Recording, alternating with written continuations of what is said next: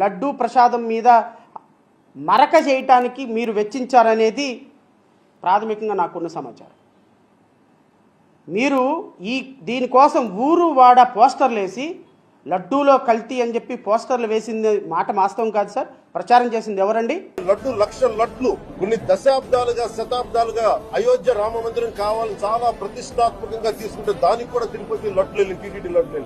ఇది దేశం అంతా దీన్ని కదిలిపోయింది. ఈ రోజున ఇలాంటి అపవిత్రం జరిగింది. పెట్టే ప్రసాదం అపవిత్రం చేసే విధంగా ఓసారి బాధేస్తుంది. నాసి రకమైన ఇంగ్రీడియంట్సే కాకుండా ఎనిమల్ ఫ్యాట్ కూడా వాడారని, ఏది గీకు బదులు. చాలా స్పష్టంగా పంది మాంసం ఉందని, అదే విధంగా బీఫ్ ఫ్యాట్ ఉందని, ఫిష్ ఆయిల్ అంటే చేప ఉందని చాలా స్పష్టంగా రిపోర్ట్ లో వచ్చింది.